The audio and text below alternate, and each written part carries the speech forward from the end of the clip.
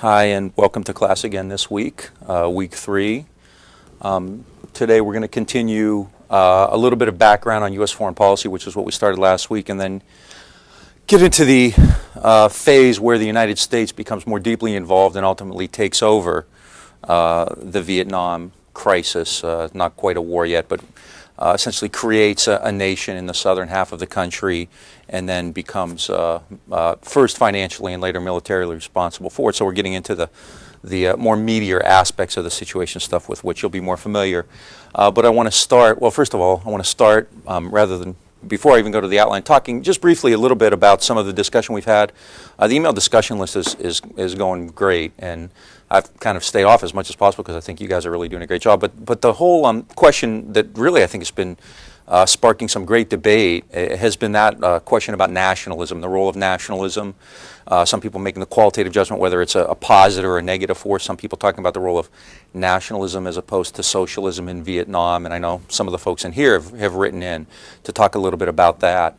And clearly, with regard to Vietnam, it's such a major factor. I mean, we talk about, a millennia, literally, of nationalism from the time the Chinese took over through the Mongol invasions and ultimately through the European invasions and the Americans. This nationalist resistance has always been at the forefront, this issue of national liberation. And just wanted to, kind of a couple folks in here have written about it. If anybody wanted to kind of tell us what your slant on this is. The whole concept of nationalism versus socialism. I mean, we kind of tend to see this in somewhat positive terms, don't we? It's good. They're trying to get rid of the Europeans. At the same time, nationalism can, be a justification for ethnic cleansing or for all kinds of atrocities. I mean, look at Timor today. So, yeah. Well, I think as we look at Vietnam, and particularly once we get into the era where Ho Chi Minh was involved, and even traditionally, I mean, as a village culture and an agrarian culture, that socialism is its culture. It is a culture where people band together, work together in a collective fashion to survive, and their nature, and that, like you said, the idea of nationalism, this was not an idea that came up in 1945 or 1950. This is an idea that Vietnam has been a sovereign state and empire, since the days of the dragon.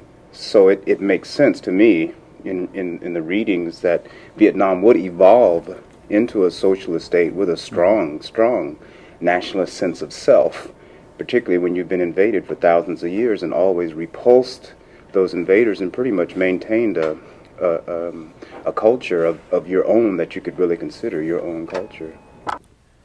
Given the nature, and we'll talk a little bit about this shortly, of the Cold War, can a third world, let's use that term, although it wasn't in vogue yet in the 40s, can an underdeveloped or a third world country, an agrarian country especially, have these kinds of nationalist aspirations and somehow not adopt some kind of socialist organization? I mean, is that likely given the nature of the world in the World War II era? What options, I guess I may be saying, another way of saying it is, what options do they have? Restate the question before he answers it. Okay. Given the nature, especially of the Cold War, World War II and the Cold War, Ho Chi Minh and many other nationalists, and we'll talk more about this later, adopt something of a socialist mode of political organization. What options do they have? I mean, is it likely that they would do otherwise? Well, when you've had a situation where the vast amount of capital in the country is controlled by a small oligarchy and the rest of it is being sucked out of the country by a colonial power, there's very little money to invest in any type of free enterprise economy. There's no functional middle class. Plus, I mean, from Ho Chi Minh's point of view, you have Lenin making these statements calling upon the oppressed third world people to rise up against colonial power, and you can see how appealing that would be for a young Vietnamese expatriate to hear that. I do wonder, though, what he felt like living in Moscow in the early 30s when these purges are beginning to increase, if at some point he started having second thoughts about Marxist, Leninist ideology and how it can mutate into Stalinism if he started having, you know, serious second thoughts about that, because he never really, you know, he took care to never break with the Soviet Union, even though they didn't trust him and he didn't trust them. You know, he was very careful to never go against them in public. So, I mean, you know, I wonder about that. I think your point about East Timor here at the beginning of the class is something that we should all be mindful of. I don't want to dominate here, but I was listening to the radio this morning. The last American journalist was giving a talking on Democracy Now! About the tragedy that's about to unfold there. The UN is pulling out, and these people who voted for independence, of course, are now going to be left with no one, outside observer, to even witness their suffering. It's kind of amazing that the UN would pull out, and once again you have the United States supporting the Indonesian military, which is in turn supporting the militia in East Timor. And so even though the Cold War is supposedly over, we still see these same kinds of situations coming up. How familiar was Ho Chi Minh with the events that surrounded the Spanish Civil War, where the communists from the Soviet Union actually put down the Popular Revolution, and then were subsequently beaten by Franco's forces with the help of Britain, France, and the US. Moscow and China throughout the 30s, and I mean Ho Chi Minh, I think, as I tried to point out, you know, whether you like him or not, the guy was actually a very clever, if not brilliant, strategist, and he was clearly aware of Stalin's relationship to various communists. And I think the fine line he tried to walk was to get as much support as he could and never break. But he never had a good relationship with Stalin personally. And more likely than not, you know, while he was clearly a Marxist, was not a Stalinist. And, you know, later on there would be attacks on him as a Stalinist. But in fact, I think he tried to avoid that kind of political orientation. Stalin always, like many members of the Indochinese Communist Party, didn't trust Ho's sense of popular frontism, his sense of peasant nationalism. Remember, this is the point at which they're talking about communist internationalism, parties led by vanguards of the workers, the industrial workers. Now, of course, Stalin, when World War II comes, eventually relies on the same appeal to nationalism that everybody else does, because, you know, calling on a revolt of the working classes when the Germans are invading isn't going to do you any good. So, I mean, Ho is aware of that. And later on, some new stuff has come out, some new documents have come out from the Soviet Union and China, and last year I just finally got a chance to look at them. And one thing that struck me is the Soviet Union poured tons of money and aid into Vietnam and got very little in return out of it. I mean, Ho Chi Minh was certainly willing to keep them on the line. He needed that support. And in fact, the Chinese are always telling him to break with the Soviet Union. You know, the Soviet Union's trying to dominate you, get rid of them, kick them out. And Ho would never do that. So he's aware of it, but he thinks he can do it on his own terms, and he's actually fairly good at that. Yeah. So again, I mean, given the nature of the Cold War, and we'll talk more about that, you know, very shortly here, I'm not sure what options somebody who's involved with national liberation in this kind of a country has. To accept the American model essentially means you have to abandon, I think, a lot of the issues that would appeal to the people in your nation. Well, India was able to maintain a neutral course, a much larger country. Right. And also, actually, I was going to use that as an example later. I mean, India, however, kind of runs into trouble. Who does the United States end up supporting in South Asia? Pakistan, yeah. So even then, even Gandhi and Nehru run afoul of American interests. All right, those are good. Those are really good issues, and I mean, this is a theme that's going to kind of return time and again. This whole issue of nationalism, socialism, what the revolution was. Could the Vietnamese Revolution have been compatible with American interests? Should the U.S. maybe have listened to Ho Chi Minh's overtures and that kind of thing? There's a lot of incredibly compelling questions there that we'll be, you know, talking about time and time again. No way. No way what? There was no way that, you know, American interest, there's no way that Ho, with his life experiences and philosophy and aims for his people, could have done that and simultaneously supported American interests politically, socially, nor even economically, because the question of the way capitalism works, and if you take this socialist approach to capitalism, I just don't think that would have been in our economy's best interest. I don't know, just anyway.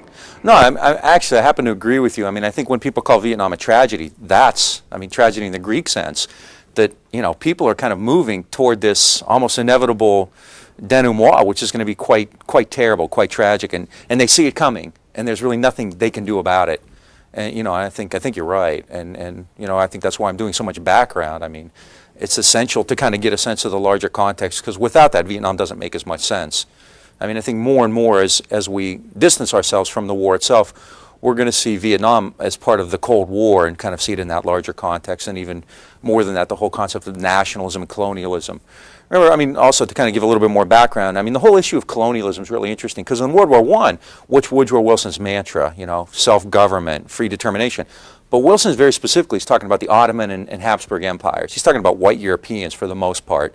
Those areas should not be colonized. Once the Habsburgs and the Ottomans fall apart, once those empires decay, he believes that there should be sovereignty for those people in the Balkans, the Albanians and Romanians and Hungarians and people like that.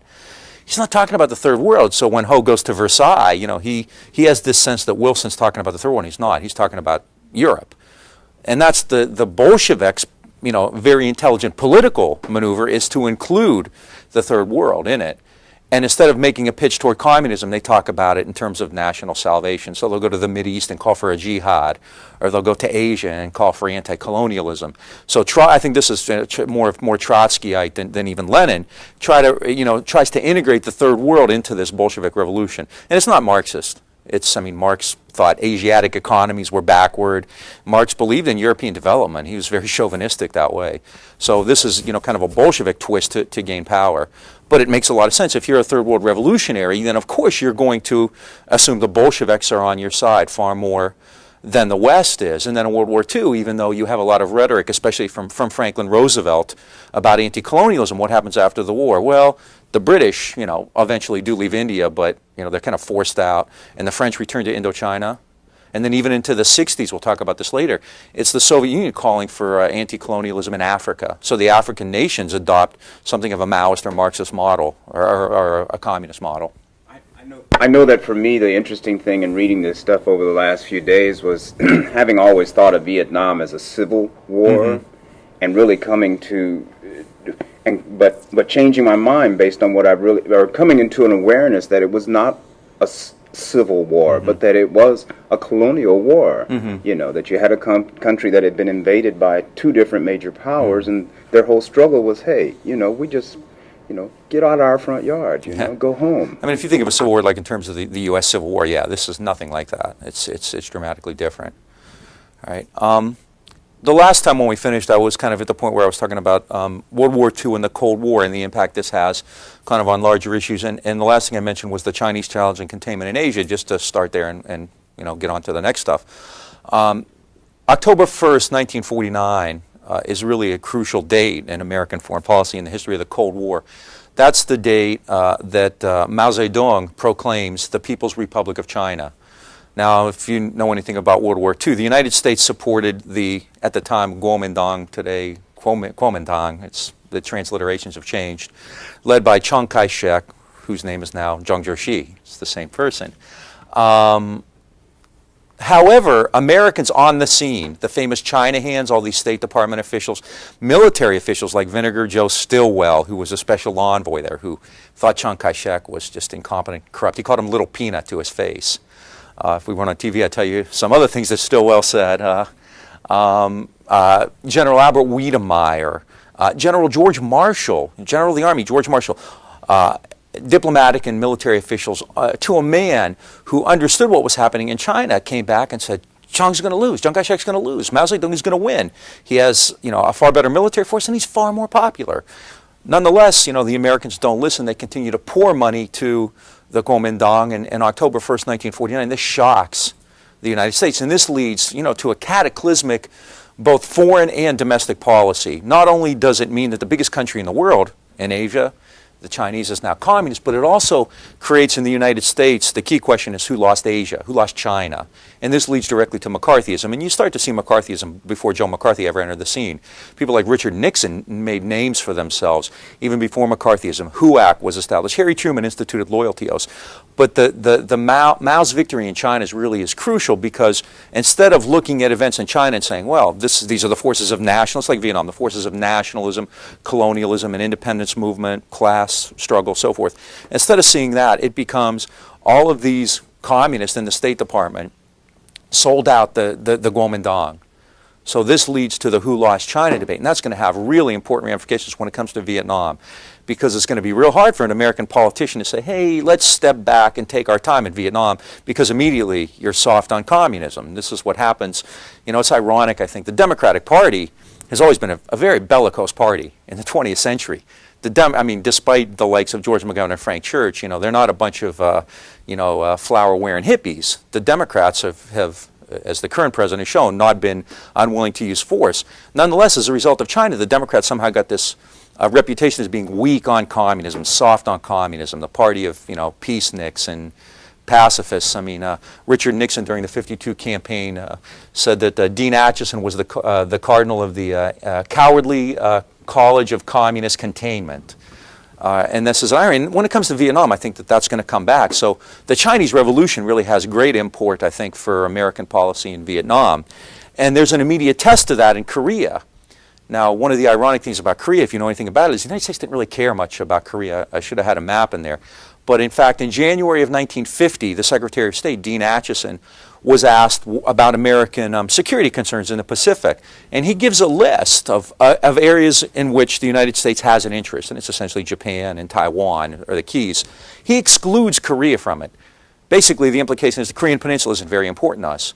And in fact, when the war breaks out in June of 1950, the American chiefs of staff, Lightning Joe Collins, Omar Bradley, Matthew Ridgway, names you'll hear again, to a man were opposed to fighting in Korea. They just didn't think it was very important. America had far more crucial areas to defend. Nonetheless, because I think of the Chinese victory just a few months earlier, the U.S. has no choice but to get involved in Korea. So containment in Asia, containment meaning you keep something at bay, becomes quite important. In fact, in Korea, containment gives way to rollback. There were two schools of thought on how to deal with communists. One was contain them. Don't let them spread any further. Keep them where they are. The other was rollback, which means get rid of them altogether. Okay, this is the spectrum. Reminds me of Dorothy Parker's line about Hepburn. Her performance ran the gamut of emotions from A to B. So America's strategic options ran the gamut from A to B, the rollback or contain. And in fact, in Korea, when MacArthur goes north, crosses the 38th and heads toward the Yalu and ultimately gets the Chinese to intervene, it becomes rollback for a time. So China begets this whole slew of problems, and it really creates a massive Cold War environment in Asia. I mean, I would argue that the Cold War in Europe is really settled for the most part by 1948-49, the Berlin crisis. After the Berlin crisis, you don't really have any major confrontations in Europe. You'll have the Cuban Missile Crisis, but that's in the Western Hemisphere, and that has to do with the Soviet Union. But really, after 48-49, the lines are drawn, and basically you have internal problems like Hungary or Poland or Czechoslovakia, but you don't really have the Soviet Union being adventurous in any way in Europe. The Cold War really is an Asian phenomenon, I would argue, because this is where it's constantly at play, and this is where hot wars emerge in Korea and Vietnam. I think the Cold War is far more important in the Third World than it is in Europe, even though Europe is where the armed camp is, the armed truce is taking place. It really kind of sparks in Asia, first in Korea and then even more importantly in Vietnam, of course. So this is real important, and when it comes to Vietnam, the legacies of China and then Korea are very important, okay? Now this also raises the whole question, the thing we just opened with, of the U.S. and Third World nationalism. And it's worth, again, talking a little bit about that, because when you talk about Vietnam, Vietnam doesn't occur in a vacuum. This is part of a much larger tradition of American responses to anti-colonialism, to nationalism and such. Okay? The first term I have up there, "Our Sons of Bitches," refers to a statement by Franklin Delano Roosevelt. He was talking, I believe, about, it's been attributed to Roosevelt. Roosevelt definitely said it. And the object of the statement has been attributed to many different people, but I think it was about Somoza in Nicaragua, the grandfather of the one who was overthrown in the 70s. I can't remember his name now. And, you know, he was a repressive dictator, and somebody was talking to FDR about it, and he said, sure, he's a son of a bitch, but he's our son of a bitch. And this kind of became a generic term for right-wing dictators, especially military dictators throughout the world.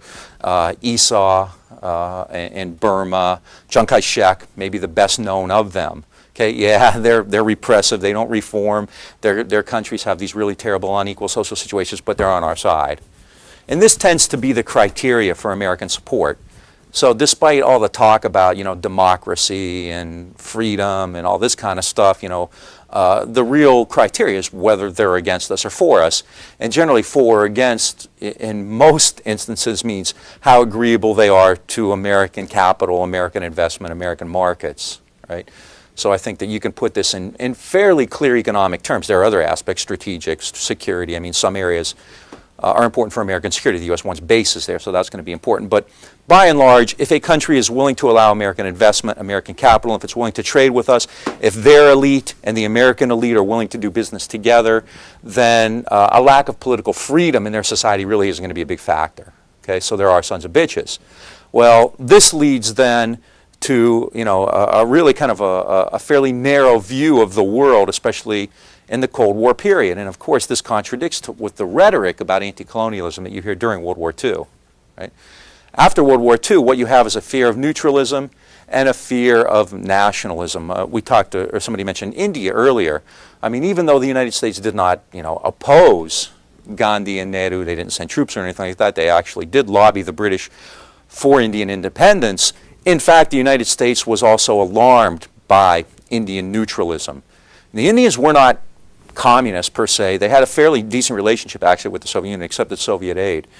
But in fact, the United States really shepherds Pakistan into the world. Pakistan, remember, was created out of India because Pakistan is a counterweight to the Indians, who are considered soft. I mean, they're not communists, but they're not really trustworthy either. They're neutral, and being neutral really isn't much better than being nationalist, and being nationalist really is no different than being communist. So in this equation, an American ambassador with regard to Guatemala, which I'll talk about shortly, called it the duck test. If it looks like a duck and quacks like a duck and smells like a duck, then it's a duck. So if it looks like a communist and talks like a communist and acts like a communist, then it's communist. Okay? And they can use any highfalutin term they want to define themselves. Yeah? That, what you just said, pins down for me the glaring discontinuity with Ho Chi Minh, because he really did not, from the beginning, look, act, talk, and smell like a communist. He was so consistent in his appeal to the United States based on their defense, supposedly defense, putatively defense of freedom, yeah. You know. There seems to be a discontinuity there that doesn't go away. Well, no, go ahead.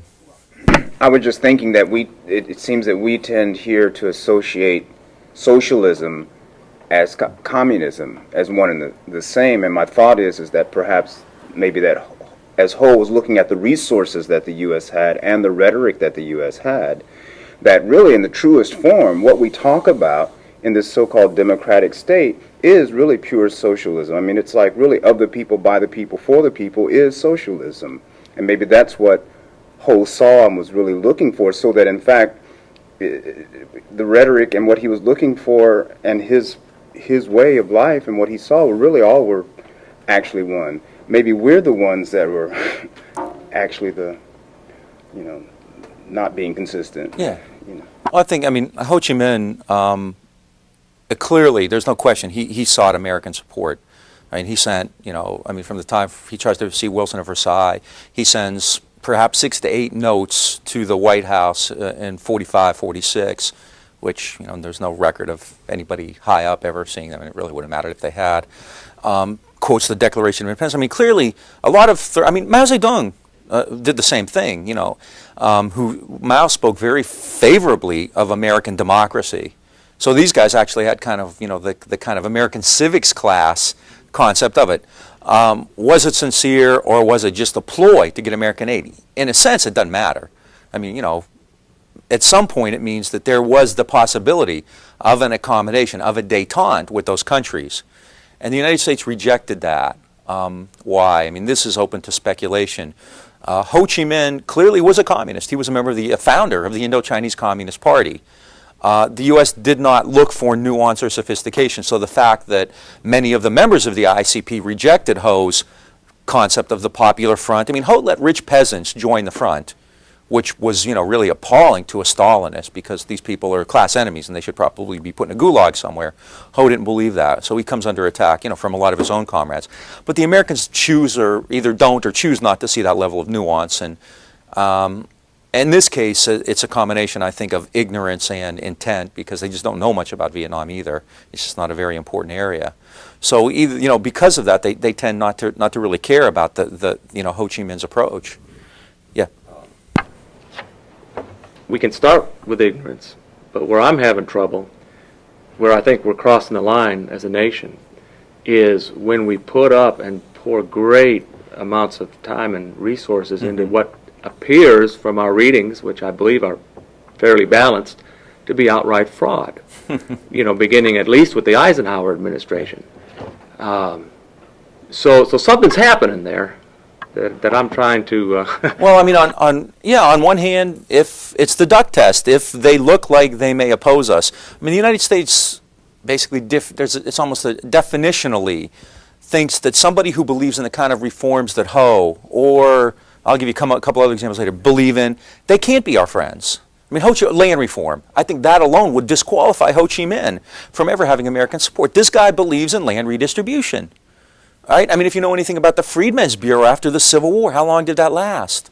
Remember, Andrew Johnson comes back, pardons the planters, and gives them their land back. So very few ex-slaves ever got land. Land reform alone means that you are a suspect. You're some kind of a radical. So I think that alone would disqualify Ho in American eyes from ever being somebody we could do business with. But then what about the attempt in the Philippines, where you've got General Lansdale, suppresses the Huck Rebellion and institutes land reform. It's done on American models. There's American capital pouring in there. I mean, a lot of this has to do, and we'll get to that, with the French return too. I mean, basically, when France decides to return, the U.S. isn't going to stand in their way. It can happen. I think the Philippines is a good example. In Europe, Yugoslavia is a good example where, even though Tito is a communist, he's broken openly with Stalin. And so the U.S. essentially, chooses to recognize Yugoslavia because even though they're communists, because they're not Stalin communists, they're not Soviet communists. So it can be done, and the Philippines is a great example, right? And again, but that's done under American, American tutelage. I was going to say, I think it's critical to keep in mind that after the Second World War, the world is divided into two camps, either for us or against us. And so a whole host of nationalist policies are going to be, looked at by American policymakers as falling into the communist camp, whatever that means. You can split all the hairs, and there are many, many distinctions between all these various nationalist governments. But policymakers, it's not fraudulent because policymakers in the U.S. see it as you're either for us or against us. And if you're not welcoming of U.S. in private investments, then you're in the other camp, and that can't be tolerated after the Second World War. It's complex, too, because everybody wants to assume the mantle of nationalism. And it's really ironic, for example, Tom O'Brien, the chairman of the History Department, wrote a wonderful book on Latin America. And what you find there is that even right-wing economic elites will assume the mantle of populism and nationalism against the U.S., even though they really do have a convergence of interest there, because it sells. So whether you're, Lansdale's people, Magsaysay's followers in the Philippines, you're nationalist, or if you're Huck's, you're nationalist, right? Both sides are trying to assume that. I mean, when we get to Vietnam, Ngo Dinh Diem, actually does have nationalist credentials, and he will basically claim to be a nationalist. One of my favorite quotes, Henry Kissinger has a lot of, but Dean Rusk is one of them. When Mao Zedong wins in China, he says, they fail the first test of legitimacy. They are not Chinese. So Dean Rusk, from just come out of the Ford Foundation or whatever, I forget what, is going to tell the Chinese who real Chinese is, right? But Chiang Kai-shek would assume the mantle of nationalism, as would Mao. So it becomes real dicey there because everybody's taking this up. But I think really what gets Ho in trouble is, of course, the communist affiliation. Clearly a member of the Indochinese Communist Party. There's no question about that. And the land reform. I mean, the relationships with the Soviet Union and China, had anybody chosen to look, you would have seen that there, you know, if you knew anything about Vietnamese society, there's no way Ho was ever going to be a puppet of Mao Zedong. It's just not feasible. It's just not, and really the Soviet Union too. So, but this is, I mean, this, and it's not just happening in Vietnam. I mean, this is the thing. This is why I wanted to talk a little bit about this. This fear of neutralism, this fear of nationalism is fairly widespread. Now, something else is occurring at this time, and this is a concept that I like to talk about, even though it's a little squirrely. Containment initially begins in 1946 per George Kennan's formulation in Europe. We are going to contain the Soviet Union, keep them isolated in Eastern Europe. I have a map later on. I'll go back and show you a little bit of this. We'll keep the Soviet Union contained in Eastern Europe. We're not going to let them move out into places like France and Italy and Greece. There are strong communist movements in all those countries. We're going to make sure those countries don't become communist. And so the U.S., through groups like the CIA, American Labor, the American Federation of Labor, and the CIO both all send representatives through all kinds of the Marshall Plan, financial support, things like that. Do everything they can to maintain Western Europe as non-communist free areas, the free world, it will become known as, okay? So this is how Kennan first envisions it. This is what containment means, Western Europe. Well, containment starts to spread. And with the Truman Doctrine, you see it applied to Greece and Turkey. And in the speech in which Harry Truman announces the Truman Doctrine, which is going to give money to Greece and Turkey, he says that the United States will support free peoples everywhere, which is fairly broad. Okay? But then in 1950, it becomes global with the adoption of NSC 68. And actually, if you click on, you can actually get excerpts of the NSC 68, which is really a fascinating document. It's one of the most important in the 20th century. NSC 68 refers to National Security Council paper number 68. And NSC 68, I think, is important for a couple things. It establishes the concept of global containment and also a concept of something I call military Keynesianism. And whenever you talk about the United States and the world after World War II, Vietnam especially, these issues are very important. First, global containment. NSC 68 says the United States has a responsibility to contain and, if possible, roll back communism wherever it occurs.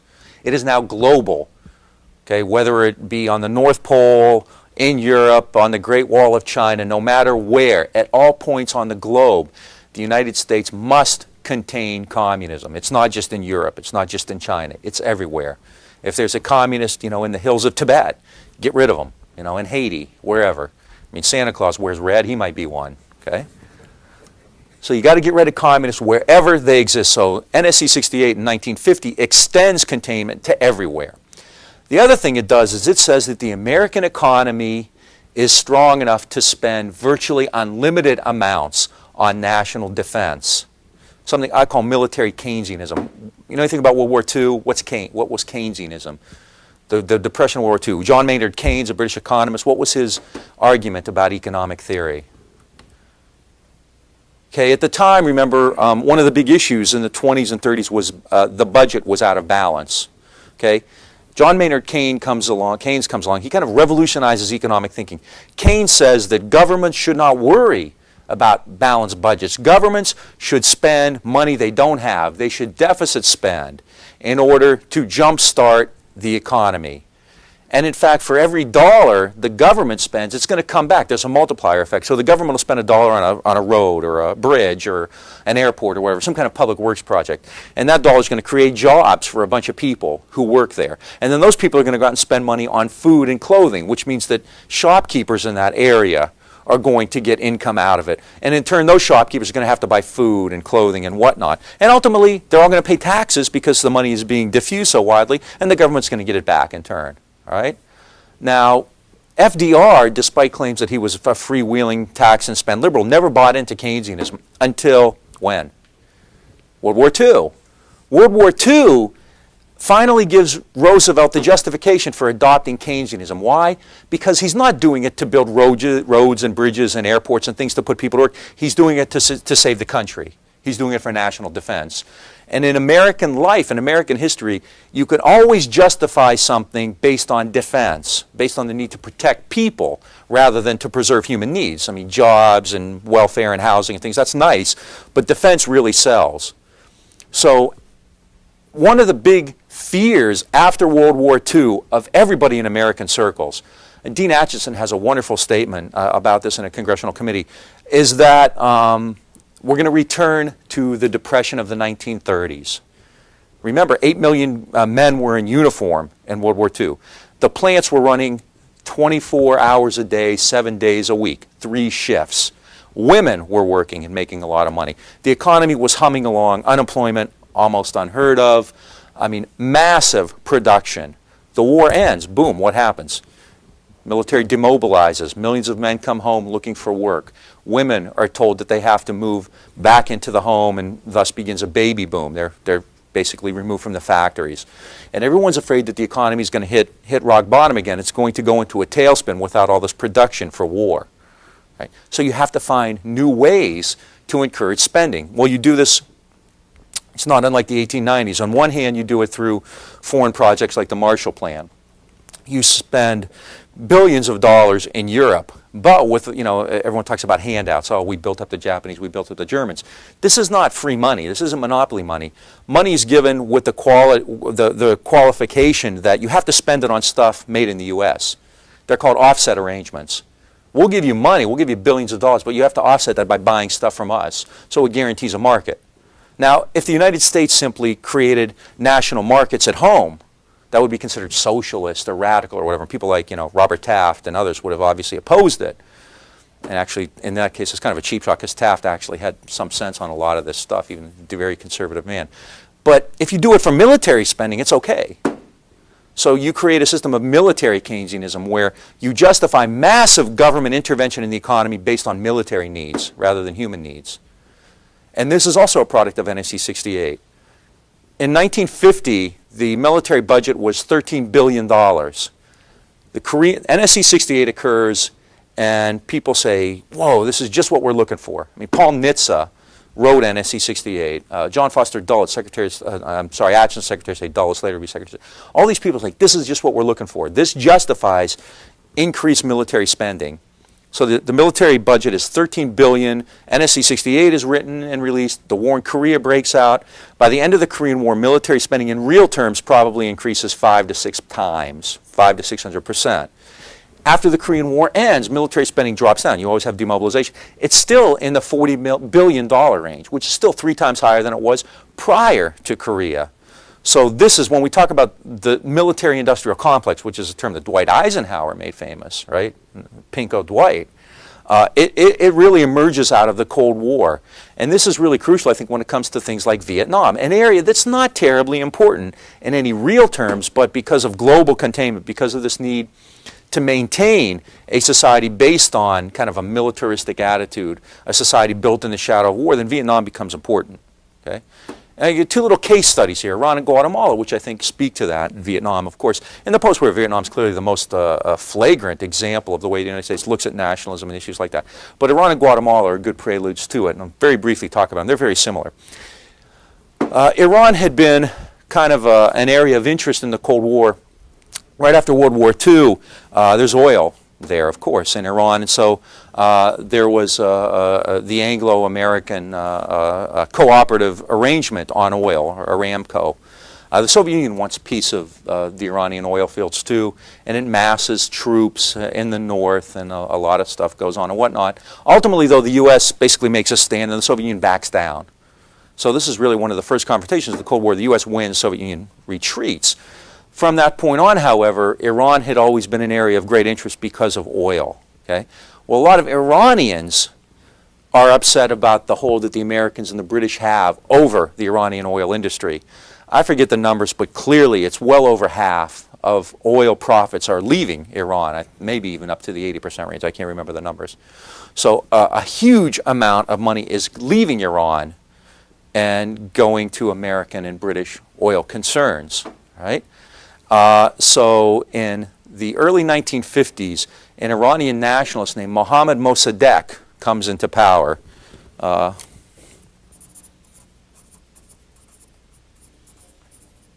Mohammad Mossadegh is kind of an older guy. He speaks the language of nationalism. He's very popular. He's kind of a populist. And Mossadegh basically wants to keep more and more oil profits in Iran. Okay, and he's going to talk about nationalizing the oil industry.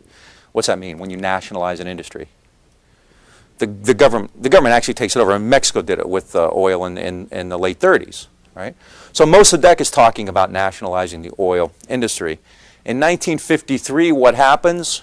Kermit Roosevelt, the grandson of Teddy Roosevelt, essentially in conjunction with Iranians who were opposed to Mossadegh, engineers a coup and overthrows him. And who replaces Mossadegh? The Shah. Okay. And what was the Shah's relationship to the U.S. for the next 25 years? Did he nationalize oil? I mean, it was fairly comfortable. Okay. So clearly then the United States sees Mossadegh's nationalism in Iran as a real threat to American oil interests. And in fact, in 1978 and 79, during the Iranian crisis, when they take the American embassy over, they're often going to bring up issues of 1953. In fact, early on, one of the things that they asked Jimmy Carter, one of the first demands was basically an apology from Jimmy Carter for the coup in '53, and they would have released the hostages. Carter refused to do that, and things snowballed from there. In Guatemala, a year later, something very similar happens. In Guatemala, the president was a man named Jacobo Arbenz. And in Guatemala, you have a large indigenous population, Mayan, who, although they make up a majority of the country, own virtually no land. 2/3 of the land in Guatemala was owned by UFCO. Anybody ever hear of UFCO, UFCO? The United Fruit Company. I think it's Dole today? It's Chiquita today, okay. UFCO had a lot of important friends in high places, including John Foster Dulles, the Secretary of State, and Alan Dulles, the head of the CIA, who were both on the UFCO board of directors, and they were partners in Sullivan and Cromwell, which was UFCO's law firm in Washington. And the head of publicity for United Fruit was John Whitman, whose wife Ann Whitman was Eisenhower's personal secretary. Right? Arbenz, in fact, UFCO, in addition to owning 2/3 of the land, kept over half of their land fallow, which prevented peasants from getting land of their own to raise subsistence crops, which means that peasants had to work for the United Fruit Company at incredibly low wages. All right? So what happens when Arbenz comes in and talks about nationalizing land and land reform? What happens? In 1954, in an operation led by E. Howard Hunt, who would later be famous for the Watergate break-in, Arbenz is overthrown. So in both Iran and Guatemala in 1953 and 1954, nationalists are ousted. Yeah. On the United Fruit Company, didn't they also have a strong presence in Honduras? Throughout the whole region, absolutely. Yeah. That's why they're called banana republics. Yeah, I mean, UFCO is really a major landholder, the biggest landholder in that whole region. But Guatemala was the one place where they had problems. In fact, I don't know if it's prophetic or not, but allegedly Che Guevara was in Guatemala at the time. Clearly, at the very least, he and Castro were well aware of what happened in '54 when the Cuban Revolution took place, which is why they were always distant and far more aggressive and adversarial than the Guatemalans were. I mean, there's a lot more to it than that, but I mean, Arbenz actually, kind of like Ho, thought that the United States, how could they have problems with this, right? So, I mean, in both '53 and '54, in Iran and Guatemala, you see what the price of nationalism can be when it interferes with things like American oil resources, when it interferes with things like the land holdings of a major American corporation, okay? Meanwhile, we're finally going back to Vietnam, and we'll probably stay there for the most part. Meanwhile, back in Vietnam, what's happening, all right? Well, long ago and far away, we actually talked about the outbreak of the war. And the First Indochina War is taking place. Remember in 1946 when Colonel Debay launched the attack at Haiphong, which killed maybe 6,000 Vietnamese in the fall of 1946. After that, Ho Chi Minh essentially unleashes General Giap, and the war begins in earnest. Okay? At the same time, as we mentioned, in the late 40s, the Chinese communists win the civil war there. And the Soviet Union is expanding its support to movements for national liberation. Right? Again, Stalin always argued about the primacy of communist movements, but in fact was quite willing to support national liberation movements too if it could work to the Soviet Union's advantage. Okay? And then this all occurs at the outset of the Cold War, which is what we just talked about. right, so that's the context then in which the First Indochina War is taking place. The French have come back in, Ho Chi Minh and the Viet Minh are launching a war against them. To the United States, to the Americans, this is a theater in the Cold War. This has less to do with the particularities of Vietnamese history or colonialism or anything like that than it does the Cold War. And in the Cold War, it's a fairly black and white view of the world, a fairly Manichaean view of the world, good versus evil. And in fact, if you've ever heard the rhetoric, I mean, they put it in these kinds of terms. It's, you know, kind of ministerial.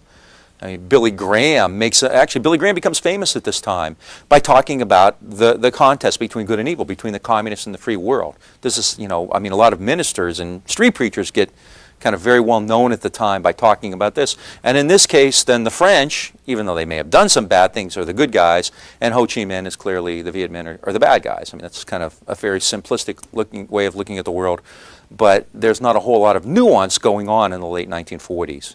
And nobody's really going to make an effort to learn Vietnamese history and try to understand the intricacies of it or anything like that. And Ho Chi Minh, no one's going to talk to Ho Chi Minh. I mean, the OSS did and didn't get him anywhere.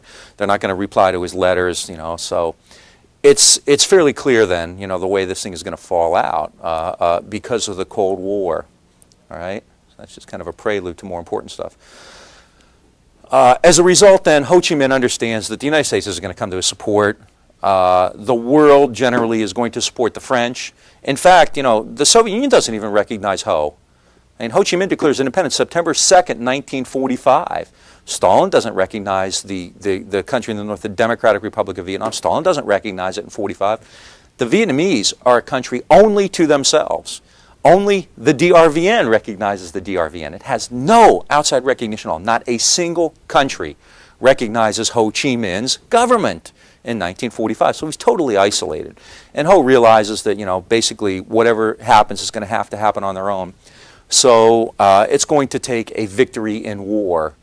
All right? Ho Chi Minh realizes that. You're not going to gain national liberation short of that. So after Debay opens fire, after the war begins, Ho Chi Minh calls on the country to resist. Again, still trying to maintain some kind of balance between those who are hardline communist and those who, like him, are willing to see a popular front. Okay. Nonetheless, just a year after that, after declaring independence, though, Ho Chi Minh is at war. Once the war begins, the French, of course, have huge advantages. Under French strategy, I just have some images here of the French military leadership. There's Henri Navarre, who would be one of the commanders. The French go through about 2 or 3 commanders: Raoul Solon, Jean Delache, Henri Navarre, Jean Latourneau, and Henri Navarre. So there are actually 4, I believe. And this is not a real good assignment. This is the French experience in Vietnam, not unlike the Americans, of course. Colonel Christian de Castries, somebody who I'll bring up again, he's the commanding officer at Dien Bien Phu during the decisive battle. And there's Navarre and de Castries together, and this is de Castries as he arrives. Okay, de Castries was quite aristocratic, and I have some funny stuff to say about him later. He was quite a character. Okay, as the war begins, the French then, I mean, if you're booking this in Vegas, the French are big, you know. The odds makers have them as prohibitive favorites. They're big favorites. They have huge advantages. Well, first of all, it's a European army. Didn't fight a whole lot during World War II, so it made out of that, you know, made it out of that in pretty good shape. Huge advantages then over the Viet Minh in terms of manpower, weapons, transportation, communications, logistics, everything. All right.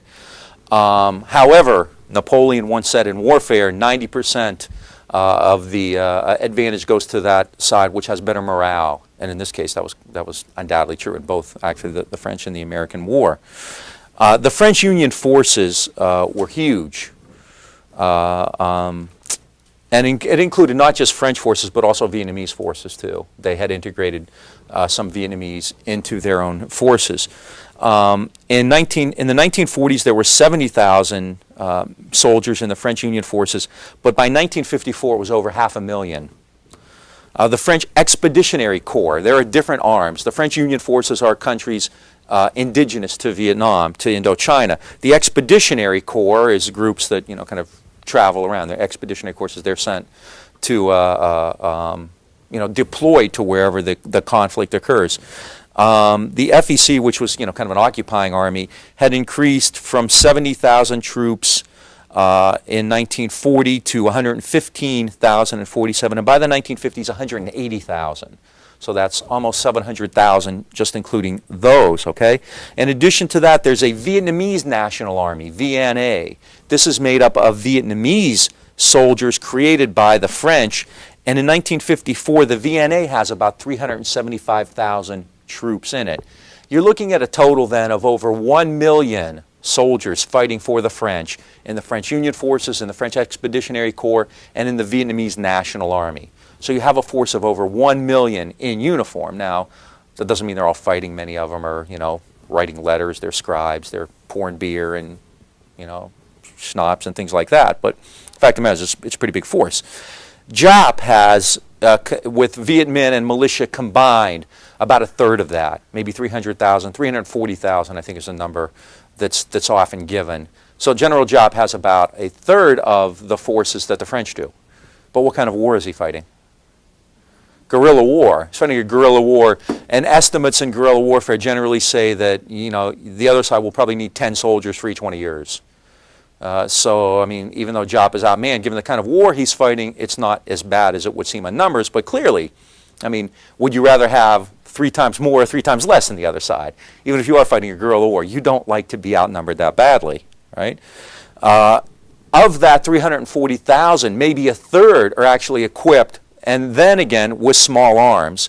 And there are no naval or air forces to speak of. I mean, they have a few junks which go up and down the Mekong or in Tonkin or whatever. It's nothing to speak of, no air force at all. All right. They are acquiring, as the war goes on, especially after 1949, they'll acquire technology, weapons from China and from the Soviet Union. But even then, the amount of aid that the Viet Minh receive from China, from the Soviet Union, is a pittance compared to what the French or then the Americans pour in. So the amount of aid is always very small. I think in the 1950s, the Chinese are sending in about 10,000 tons of material per month, and the U.S. numbers are 5 to 10 times more than that. So the Viet Minh is clearly outnumbered, outgunned, outsupplied. But technological power isn't really decisive. And the French never really quite grasped that, just as the Americans wouldn't. The Viet Minh had the loyalty of the population to a far greater degree than the French ever could, of course, because the French, like the Mongols or like the Chinese or the Portuguese or whoever, were a country trying to come in and take over. And, this goes back, as you said, to the time of the dragon and the turtle.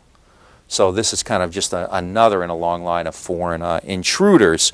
Ho Chi Minh is a daily symbol of resistance. One of Ho Chi Minh's assistants, Hoang Quoc Viet, said of Ho, and this is the Uncle Ho persona again, and the United States never quite grasps this, says of Ho, he used to live among the peasants. He wore brown cotton clothes like theirs, and he lived by the same restrictions as everybody else. He was just one of us. This is Uncle Ho, and this is the persona that the world would come to know. He could also be kind of he could play hardball too. He told one French official, "You'll kill 10 of my men for every one I kill of yours. But even at that rate, you'll be unable to hold out, and victory will go to me." So Ho Chi Minh, I mean, it's very prophetic. Time and again he said, "Look, I'm prepared to fight 25, 50 years if I have to gain national liberation." Many of the French recognize that too, and this is something that interests me, because when I started studying the way American military people looked at the war, I found that many of them were quite critical of it and quite anxious about it. The French feel the same way. One French official, a minister of war, said, "It is evident that the greater part of the country remains in the hands of the Viet Minh. I do not think that we should undertake the conquest of French Indochina. It would necessitate an expeditionary corps of at least 500,000 men." There are about 180 there already. General Jean Leclerc said that military success may never come. He said the capital problem, anyway, is now political. It is a question of coming to terms with an awakening xenophobic nationalism. Again, the question of nationalism. The Vietnamese want us out. This is the real problem. It has nothing to do with military. Okay? So even though France has military superiority, it's probably not going to matter much. It's not really unlike, and this is something that would become a staple of the opposition to the war in the 60s, not unlike the situation the American rebels faced in the 1770s and 1780s against the British.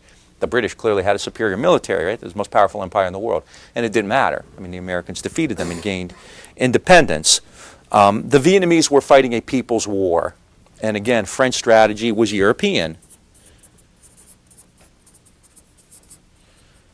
The Vietnamese are fighting a people's war, which means it's a war involving everyone in society, guerrilla war, people who are not fighting support the Viet Minh, and so forth. Constant movement, flexibility. The French, however, are fighting a traditional European war with big armies and big units and whatnot. Trong Chin, one of Ho Chi Minh's closest lieutenants, said, to explain the way the Viet Minh were fighting, if the enemy attacks us from above, we will attack him from below. If he attacks us in the north, we will respond in Central or South Vietnam or in Cambodia and Laos. If the enemy penetrates one of our territorial bases, we will immediately strike hard at his belly and his back, cut off his legs, destroy his roads. Right? The French never understand that. These kinds of tactics anger and frustrate the French forces. One French soldier, officer, lamented, if only the Vietnamese would face us in a set battle, how we would crush them. And you hear this from the Americans all the time. If only they would stand and fight like real men, we'd crush them. Well, they're not going to do that, and that's the point of it all. General Giap was quite brilliant, and he rarely fought without an initiative. The number of battles in the Vietnam War was actually quite small, because Giap would just avoid battle until he felt he had some kind of an advantage. And the Americans, they would spend huge numbers of days just, waiting, just not fighting. The number of days actually spent in battle was actually quite small, yeah. And wasn't he a good friend of Ho? Who's that? Giap. Oh yeah, they put their strategies together, quite closely. They worked quite closely. So, and they both understood that, we can wait them out. We're in no hurry. And so we will not. They called it the decisive moment, the opportune moment. We will not fight until the decisive moment is there, until it's an opportune time. And when we have the initiative, we'll do it. Later on we'll see. American statistics, American analysis showed that the Viet Minh held the initiative almost all the time. Very few battles occurred with American initiative.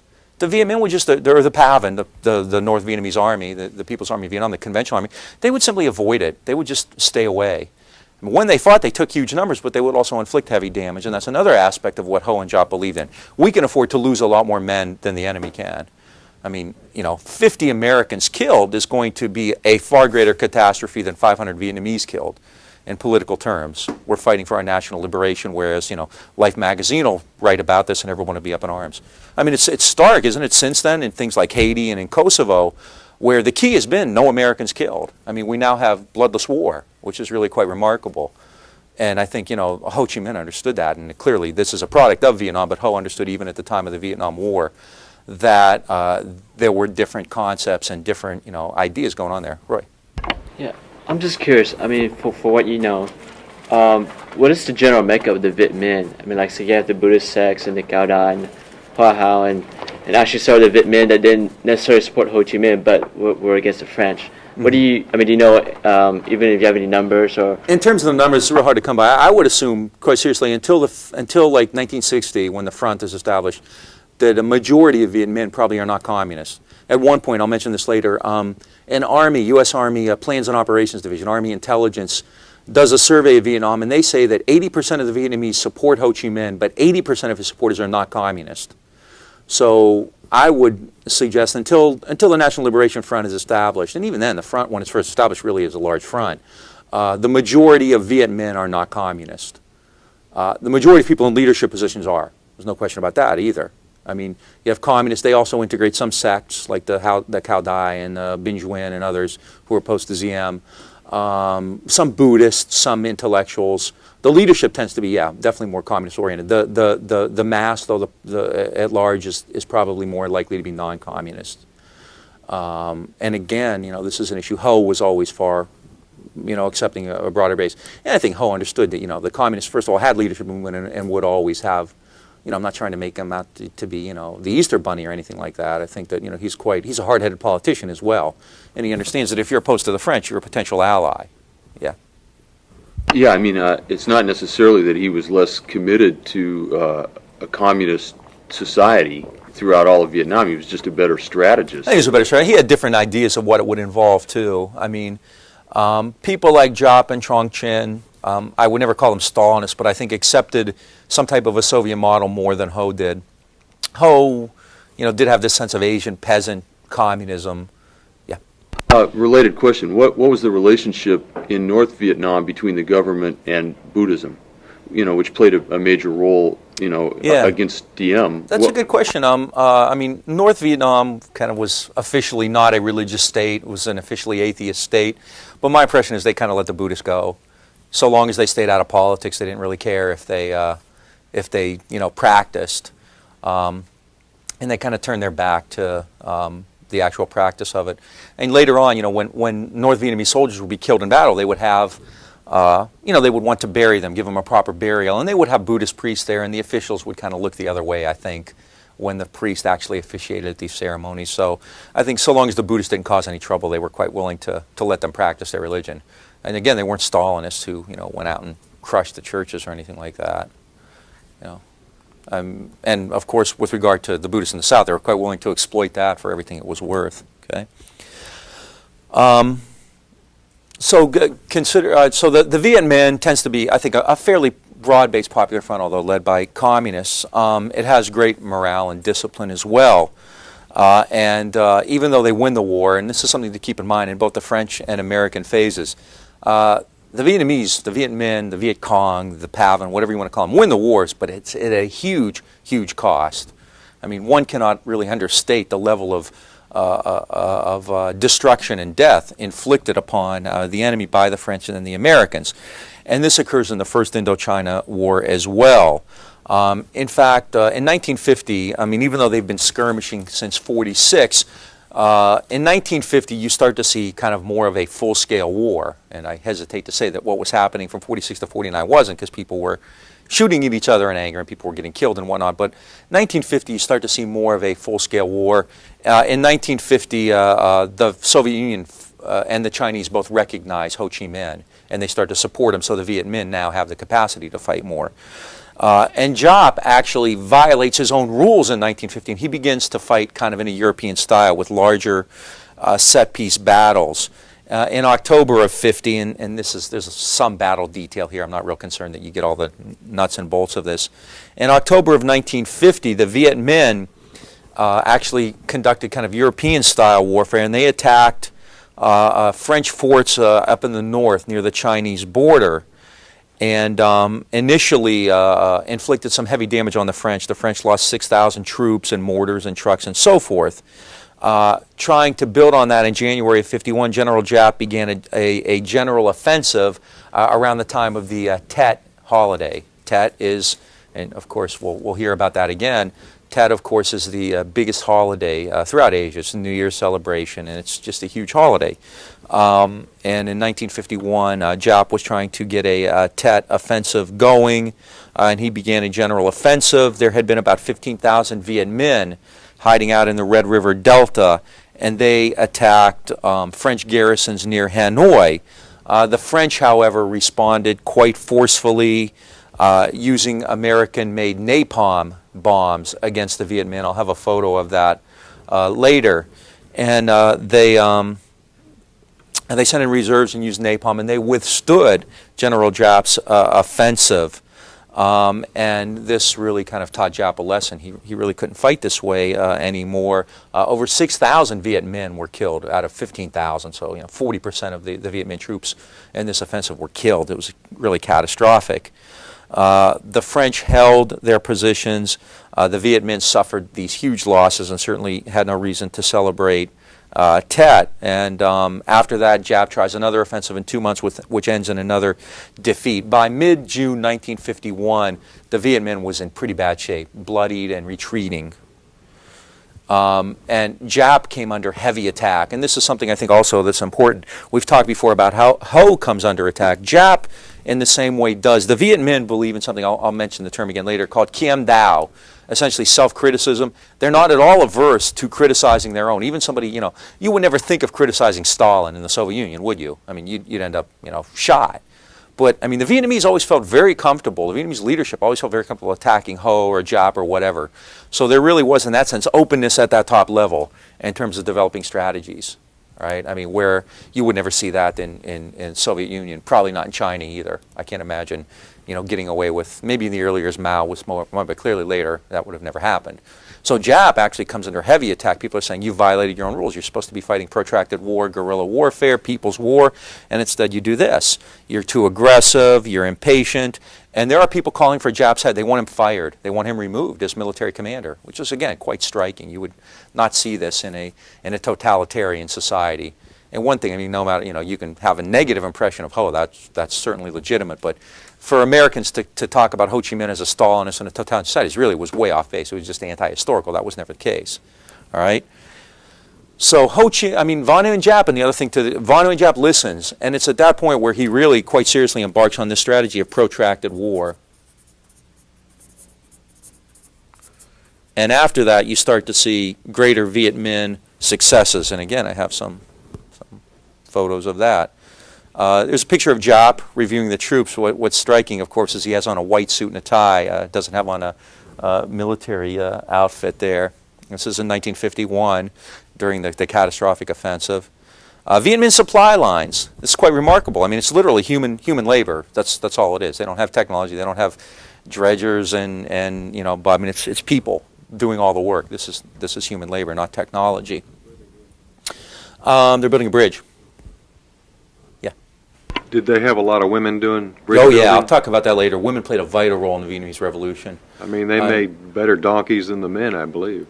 Or better mules. Yeah, some fought, but others were involved in logistics supply, reconnaissance, espionage, all kinds of stuff like that, yeah.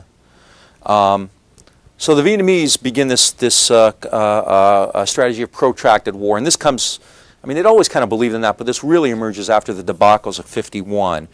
After that, and this is something Jap learned and maintained through the American War, the Viet Minh were always going to try to spread out the French in defensive positions so that they could attack them in smaller engagements. Rather, if French forces were massed, then the Viet Minh would basically disperse their forces so the French would have to break up, and go after a unit here, a battalion here, or whatever. And then in smaller engagements, the Viet Minh felt that they would have the initiative and would be in better positions. They also believed that if the French suffered even fairly small losses, that their morale would collapse. And again, whenever the terms are political warfare, then the Viet Minh have a huge advantage, and they were right with regard to their ideas about French morale as well. Beginning after the massive losses of 1951, the Viet Minh began to wage a more guerrilla-type war, more protracted warfare. They often worked, I mean, somebody sent this in on one of the discussion emails. They would often work with local tribes, and that's something that still much more needs to be known about. But the Viet Minh would make alliances with local tribes who really didn't have an interest in the war outside of their own village, outside of what their own stake in it was. And they began to conduct smaller engagements, and then if conditions were right, larger ones. At the same time, the Chinese Communist forces, after their victory, began to send more support to the Viet Minh. So the French now are starting, after 1951, the French think, well, this is over, we've crushed the Viet Minh, but the Viet Minh recuperate fairly quickly, and by late 1951, the French are starting to worry a bit about the Viet Minh's resiliency. I mean, they thought, after the losses of '51 that they would be dead, but in fact, they've rebuilt and they're back at it and they're fighting again. So the French commander, General Jean Delache de Tassigny, I've already butchered Vietnamese names, and now I get to butcher French names, so I'm, as Jim Hightower once said, by ignorant. D-E-L-A-T-T-R-E. Yeah. Who was it? One of your governors here, Clements or something? Somebody once told Hightower Clements was learning Spanish, and Hightower said, great, now he'll be by ignorant. So I can mess up words in both French and Vietnamese, mess up names, right? Delache decides to conduct an offensive in the Red River Valley, in the Red River Delta. Red River Valley, it's John Wayne and Gary Cooper and everything. In the Red River Delta. And again, this is going to be kind of symptomatic of the war. He attacks Jap's forces, and over 50% of the 440 no, not 400, 40,000 Viet Minh there were either killed or wounded. Huge, huge Viet Minh losses, right? But Giap is able to, or is willing to accept those kinds of losses, and he blunts the French offensive, okay? And pretty soon the Viet Minh are moving in and out of these zones. The point here is that the French, even if they cause these kinds of losses, will suffer losses of their own, and the French can stand to lose far fewer troops than the Viet Minh can. So the French begin chasing the Viet Minh troops all around. They revert to guerrilla warfare, and pretty soon the French get tired and they leave the area. Okay? They had created something called, you think they would have learned from the Maginot Line, they called it the Delach Line of allegedly secure line. Of course, the Viet Minh just crossed it with impunity. Right? French soldiers had so much difficulty clearing the Viet Minh, especially there was a major route, a north-south route, Highway 1, which Americans there often spoke of, that the Viet Minh just basically had target practice there as the French troops were moving in and out of Highway 1. So they ended up calling it La Rue Sans Joie, the street without joy. So again, whenever the terms tend to be more guerrilla warfare, the Viet Minh, you know, are indomitable. You just can't touch them. When the French get the Viet Minh in a set-piece battle, then they're able to cause huge, huge losses. But more and more the war is becoming a war of protracted warfare, a war of guerrilla war. And so by 1953, despite inflicting huge losses on the Viet Minh, French prospects are fading. There's a new commander, Henri Navarre, who comes in 53, and he tries to bring in more and more troops. He wants the French to reinforce. Navarre also gets the first massive infusion of American support. In 1953, he gets $400 million. That's a significant amount of money in 1953, in American aid. And he does this by telling them how he's going to end the war. He calls it the Navarre concept. All right? The key to the Navarre concept is going to be getting control of the Red River Delta and cutting enemy supply lines into Laos. In order to do that, Navarre establishes a base in northwestern Vietnam near the Laotian border at a small town called Dien Bien Phu, okay? And this was a huge blunder. Navarre had at Dien Bien Phu about 12 battalions, about 15,000 soldiers. He had 10 tanks and 6 aircraft there. The local commander was Colonel Christian de Castries, whose photo we saw earlier. Castries established strong points in the hills around Dien Bien Phu, in a valley. De Castries established strong points, and with typical French élan, he named them after his mistresses. So there was Beatrice, Gabrielle, Dominique, Elaine, and Claudine. Okay. The French were quite confident. They were, they had established this garrison at Dien Bien Phu. They had troops at various strong points, and they were essentially goading, daring the Viet Minh to attack. The area, I mean, on one level you think, God, why would they go and camp in a valley? That's stupid, you know. But in fact, the area near Dien Bien Phu did seem impassable. It wasn't quite as stupid as one may think in retrospect. However, they didn't count, again, on the Viet Minh's incredible morale. Thousands of Vietnamese peasants, not just Viet Minh, but supporters, by hand cut trails, hundreds and hundreds of kilometers long. They laid roads. They moved supplies as many as 500 miles by foot and by bicycle. And again, men and women very active in this. The Viet Minh had about 50,000 men who, as they moved on to Dien Bien Phu, were daily attacked, strafed, bombed, and often napalmed by the French Air Force. Nonetheless, the advance continued. They were dragging their artillery pieces by rope. At one point on a PBS special, they were talking to a veteran of the Dien Bien Phu campaign, a Viet Minh, who said that they were taking, by a pulley system, a cannon up a hill, and the rope broke. And one Viet Minh soldier dove in front of the cannon. He was crushed to death, but he stopped it from rolling all the way down where they'd have to start all over again. So, I mean, it's really this kind of human labor and dedication that's really quite amazing. De Castries, meanwhile, is waiting for the Viet Minh to fight, and in fact is even bringing local prostitutes in to service his soldiers while they're, impatiently waiting. They start sending leaflets to the Viet Minh, basically, taunting them, why don't you fight, that kind of thing. Finally, the Viet Minh are, you know, preparing for battle, literally digging tunnels hundreds of kilometers long, cutting through the brush. I mean, just an amazing display of labor. They were, you know, clandestinely digging, you know, hundreds of kilometers of tunnels and trenches. And if you've ever seen, you know, or heard about like the tunnels of Cu Chi during the American War, just incredible the way they could do this. The French are waiting. They're kind of goading the Vietnamese into fighting. Giap, however, had learned his lesson from 51. He wasn't going to fight unless he believed he had the initiative, and he was in position to do so. Finally, he strikes in March of 1954, initially tries to overrun the French positions, but that didn't work. So at that point, Giap retreats and becomes very patient.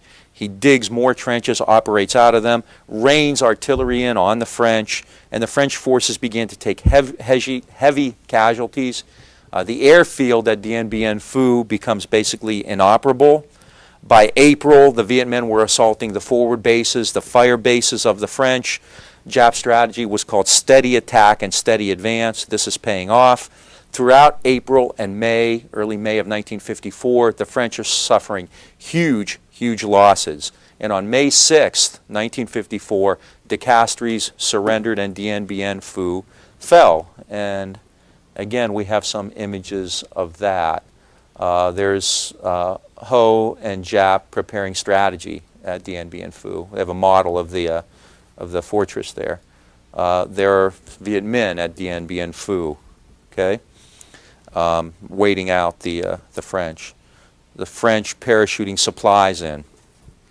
Okay, yeah. So the siege was about 90 days? March to May? Yeah. Well, yeah, the siege itself, right. Yeah, we're done now. The French